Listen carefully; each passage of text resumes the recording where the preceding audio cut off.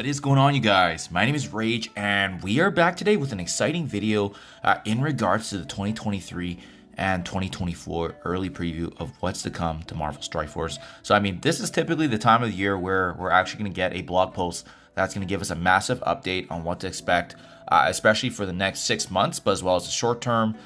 We know, as you can see with my image here, everyone's looking forward to this new legendary. There's a lot of speculation that it is on Green Goblin. It's all but now confirmed, right? So that's super exciting to see.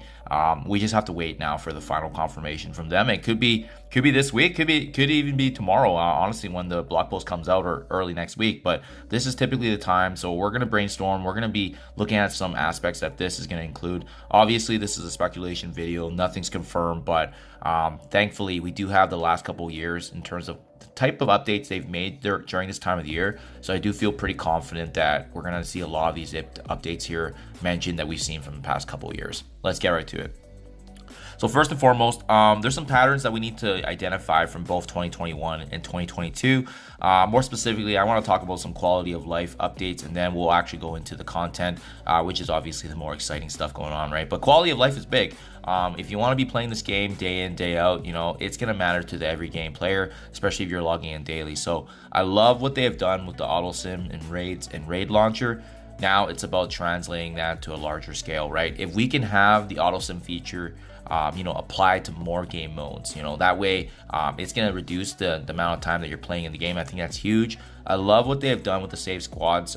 They could even take it further in terms of customization, but the fact that now you can drag and drop, and they've added now a new mechanic in the game where additional save squads do get added when depending on the number of characters you unlock. So I like what they've done with that. You can always improve. Another big one is obviously the teal gear, right? I think for newer players, mid-game players transitioning to the end game, they have to release this bottleneck on teal gear, but I'll touch more on this later because if we know that there's going to be an increase in the levels in gear tier, they're likely going to loosen this up. The same thing that we've seen obviously in the past with orange gear, but especially what I've noticed for folks trying to get into Dark Dimension 6, it's the mini uniques bringing those characters to gear tier 17 and 18. That's really been the bottleneck, and there's honestly only 1 or 2 ways to access that in the game, and that's also assuming you're doing the end game raids for the incursion. So just some limitations there for sure. If you want to progress, you essentially need to lock yourself into a competitive alliance or use gold over time, and that's just going to take forever. Love what they've done obviously in the last year here with the MSF.GG integration. We have full access now to our rosters. Our alliance can see our rosters. This has been a huge value add. I hope they keep improving this. Even the Dark Dimension 6 planner is an absolute game changer from previous days where we were using spreadsheets on tracking that. Now it's all integrated with your roster in real time by just simply syncing your roster and then checking what you need. So I think that's been a huge value add. Keep it up. The quality of life has been really big on terms of planning and being able to allow players that agency to work accordingly for what their game plan is. And then lastly, the one thing I haven't seen or touched on in the blog post is just the inventory value of unused orbs and gear. I think it would be a really awesome way, to give players that control. If there's some way, shape, or form for us to utilize the gear that's already built in game that we've saved up that just doesn't really have a use anymore, to convert that in some way, shape, or form. Mind you, I can definitely understand the challenge of this because they need to factor in time played for long-standing players in the game, right? They're obviously going to have more resources than someone starting out in the game, but it would be great if there's some sort of way for them to factor the time played plus the resources. That way it can give you a ratio of sort. But yeah, definitely always room for improvement, always ways to improve and add more quality of life back to the game. But I definitely appreciate what they've done in the last year or so, especially now when we have the daily login streaks.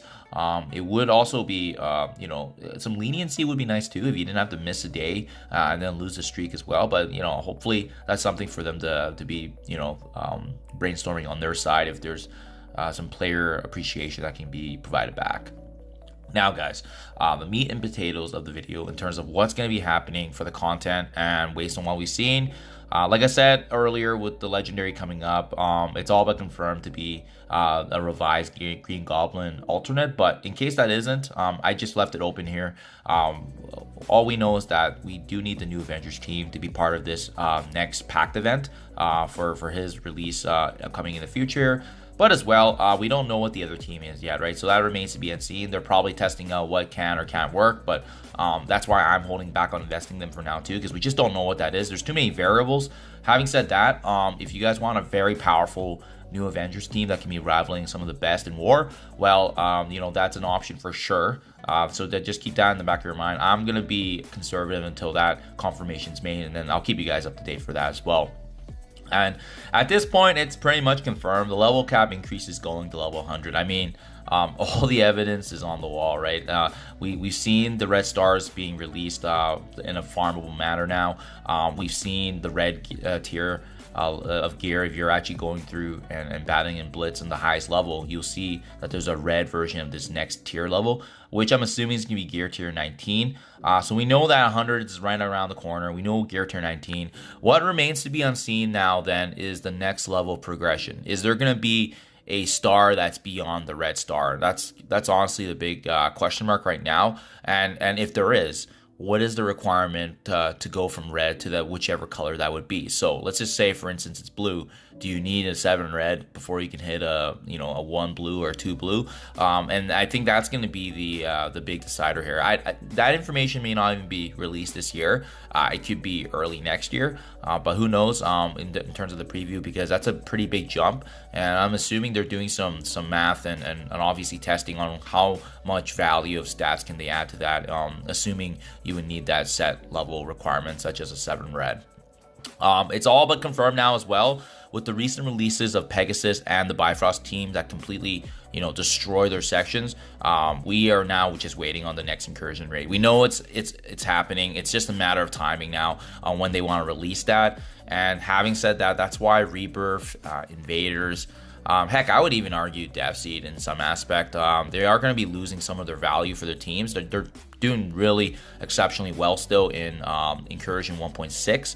But, I mean, they're getting diminishing value. It's kind of that feeling you get when you feel that your team isn't performing as smooth as it should be. And that's going to point the right direction that there is likely another raid coming with an increased difficulty or different characters, or even a set of conditions that prevent your team to operate as intended. Kind of what we saw happen to, in the incursion raids for the first time. And that's why a lot of good value teams don't have that prowess and strong benefit of their team because of those set conditions.